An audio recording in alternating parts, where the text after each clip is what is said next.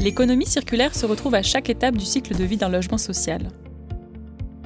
Un cycle se compose de plusieurs étapes. L'aménagement urbain, la construction, la gestion locative et les usages du logement, la gestion patrimoniale, la réhabilitation ou la déconstruction. Puis à nouveau l'aménagement urbain, en lieu et place du foncier libéré.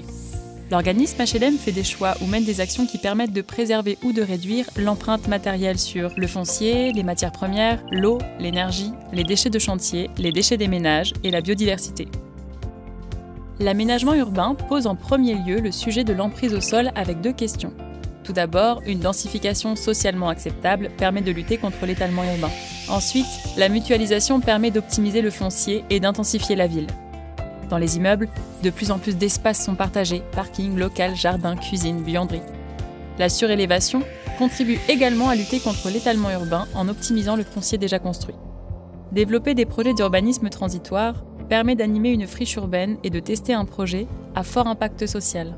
L'économie circulaire dans l'aménagement urbain porte aussi sur la réduction des déblais remblais et de leur valorisation. On réduit le nombre de camions sur les routes, on extrait moins de matières premières. Enfin, la végétalisation permet de constituer des réserves de biodiversité au cœur des villes. Elle passe par une plus grande perméabilité des sols pour favoriser le cycle naturel de l'eau de pluie et renouer avec un sol vivant.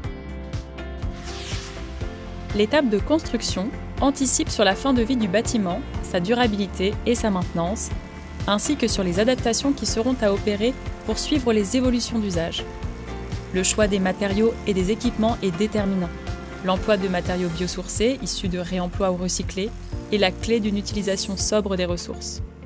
On s'intéresse aussi à la préservation de l'eau par l'installation d'équipements économes, la récupération d'eau de pluie ou l'aménagement de noues sur les espaces extérieurs. Les enjeux d'efficacité énergétique, d'énergie renouvelable et de récupération de l'énergie fatale du bâtiment ou de son environnement sont essentiels. L'étape de gestion locative et d'usage du logement est par excellence celle qui permet de placer le lien social au cœur des démarches. Le logement s'adapte ainsi à la composition des ménages ou au vieillissement de la population du parc social. Le développement social et urbain permet par ailleurs de mettre en œuvre des actions d'animation et de sensibilisation aux enjeux de l'économie circulaire. Il promeut l'économie du partage et la création d'emplois dans le champ de l'économie sociale et solidaire. Le développement de services de proximité tels que des ressourceries participe aussi pleinement aux enjeux de l'économie circulaire. Le logement évolue aussi pour faciliter le tri sélectif des déchets ménagers. En effet, la gestion des déchets des ménages constitue un enjeu fort pour les bailleurs et ouvre de nombreuses perspectives. Gestion des encombrants et tri des déchets, mais aussi valorisation des biodéchets et des déchets d'équipements électriques et électroniques. La gestion patrimoniale comporte deux principaux aspects. Le premier, celui de la gestion des données patrimoniales, qui permet de programmer des travaux et d'assurer un suivi efficace des contrats par l'organisme HLM. Une gestion qui s'appuie sur les contrats d'entretien, des équipements, des espaces verts ou des parties communes, de l'instrumentation et de la télérelève. Le second, lui, traite de l'intervention sur le bâti, que ce soit pour l'entretien et la maintenance ou les grosses réparations, avec des choix opérés en matière d'énergie, d'eau, de matériaux, d'équipements et de végétalisation. La dernière étape du cycle de vie d'un logement social se scinde elle aussi en deux aspects distincts. La réhabilitation, ou transformation du bâti, et la déconstruction. On retrouve pour la réhabilitation les enjeux liés à l'énergie, l'eau, la végétalisation, le choix des matériaux et des équipements. La déconstruction est elle aussi une étape clé de la démarche d'économie circulaire. Un bâtiment voué à sa déconstruction n'est plus perçu comme un amas de déchets potentiels, mais comme un gisement de matériaux qui seront réutilisés, notamment dans une perspective de valorisation économique.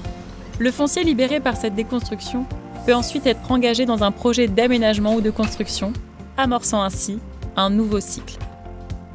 Un organisme HLM intervient à toutes les étapes du cycle de vie du logement, puisqu'il construit pour gérer. À chacune de ces étapes, il opère des choix, déploie des actions et accompagne ses usagers afin d'atténuer son impact sur les ressources à préserver. Il est acteur de la séquence des 4 R: réduire, réutiliser, réemployer, recycler, pour tendre vers une autre conception de la gestion des ressources et œuvrer à la sobriété, dans le souci des générations futures.